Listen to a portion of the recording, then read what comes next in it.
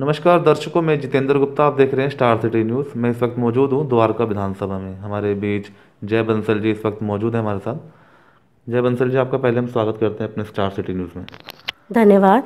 Ma'am, आप ये बताएंगे आपका जो सोशल एक्टिविटीज़ हैं, क्या क्या एक्टिविटीज़ है अभी शुरुआती दौर से? अ, अगर मैं बात करूं अपने जो हम एनजीओज़ के थ्रू करते हैं, fight for right welfare associate के द्वारा जो हम लोग करते हैं।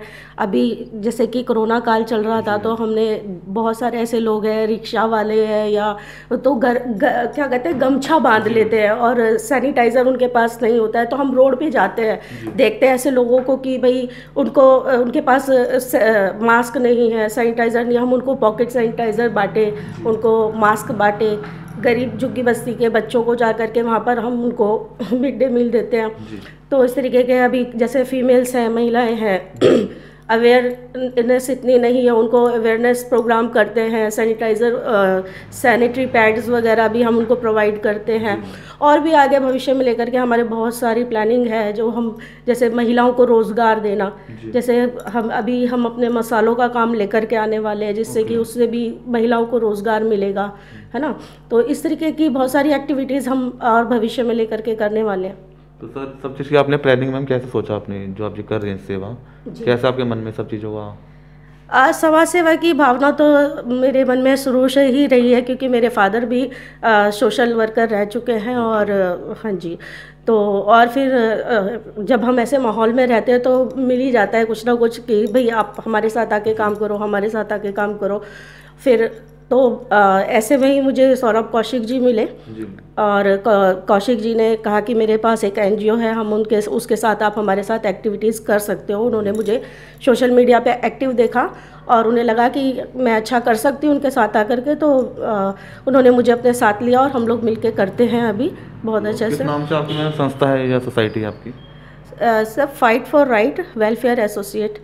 और इसके साथ हम एक कोऑपरेटिव एक सोसाइटी भी चलाते हैं, जिससे कि हम लोगों को इजी लोन प्रोवाइड करा सके, उनके सेविंग अकाउंट खुलवाते हैं, जहाँ पर हम उनको अच्छा ब्याज भी उनको प्रोवाइड कराते हैं और अच्छा उनको 1% पे हम उनको लोन भी दिलवा देते हैं। क्योंकि अचानक से लोगों को ज़रूरत पड़ जाती है, कोरोना आया और उस टाइम पे लोगों के काम धंधे नहीं रहे और लोग बहुत ज़्यादा परेशान रहे इस चीज़ को लेकर के कि पैसा, क्योंकि किसी से मांगने जाते हैं लोग मुंह फाड़ करके ब्याज मांगते, इतना देना ही पड़ेगा और ज़रूरत है तो लेना ही पड़ेगा, है ना। तो ऐसे में अगर हम इस तरीके का एक मुहिम चलाते हैं तो वहाँ पर लोगों को बड़ी राहत मिलती है। अच्छा मैम, आप कहीं ना कहीं राजनीति से प्रेरित हैं, आप आम आदमी पार्टी से जुड़ी हैं, कैसे जुड़ना हुआ आपका?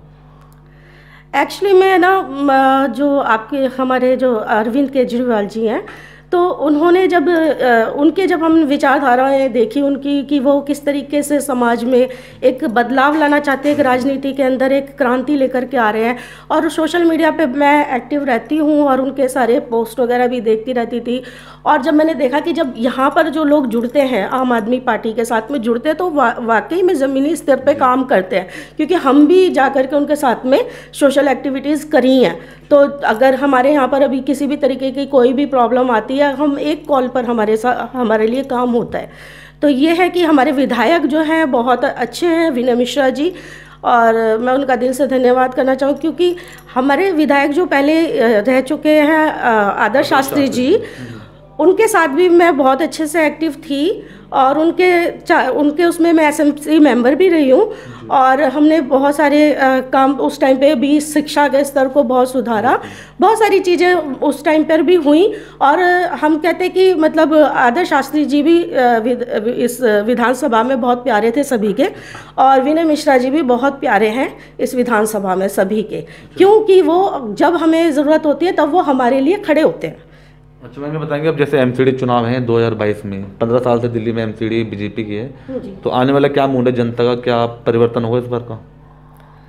सर, परिवर्तन की तो मैं बात अगर करूं तो परिवर्तन तो होगा ही, क्योंकि लोगों को अब राजनीति समझ में आने लगी है। जो लोग पहले इस चीज़ों को समझते नहीं थे, आज सोशल मीडिया की वजह से आज बहुत सारे लोगों को ये चीज़ें समझ में आने लगी है कि कौन हमारे लिए, हमारे हित में खड़ा है, हमारे लिए कार्य कर रहा है, कौन हमें मतलब झूठे वादे कर रहा है। तो अगर हमारे लिए काम होता है, हम ये नहीं कहते कि हम आम आदमी पार्टी के साथ ही खड़े रहेंगे आने वाले टाइम में, या फिर हम कांग्रेस के साथ या बीजेपी के साथ, जो हमारे लिए काम करके देगा, आम जनता के लिए जो काम करके देगा, हम उसको अपना वोट देंगे। क्योंकि हमें ये समझ में आ चुका कि हमारा एक वोट बहुत कीमती है ना। तो हम ये चाहेंगे कि अगर हमारे साथ हमें कहीं अच्छा होता दिखाई देता है, या जो पार्टी हमारे लिए अच्छा काम करती है, तो डेफिनेटली हम उसको जिताएंगे, उसको सपोर्ट करेंगे। मैम, दिल्ली राजधानी को लेकर बात कर लेते हैं। पॉल्यूशन का स्तर आप देख रहे हैं लगातार गैस चैम्बर बनता जा रहा है,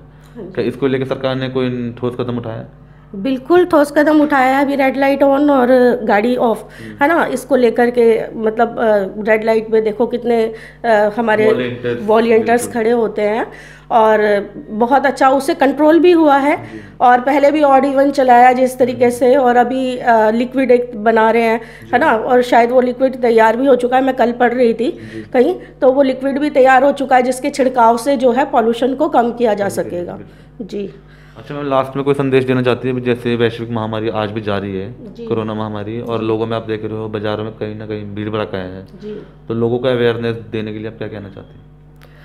ये मैं इतना ही कहना चाहूँगी कि अपनी सुरक्षा अपने हाथ में है, क्योंकि हमें अपने आप में अवेयर रहना ज़रूरी है, हर एक इंसान को। क्योंकि हम किसी के समझाने से नहीं समझ पाते हैं, लेकिन जब हमारे ऊपर वो चीज़ टूट पड़ती है तब हमें वो चीज़ें समझ में आती है।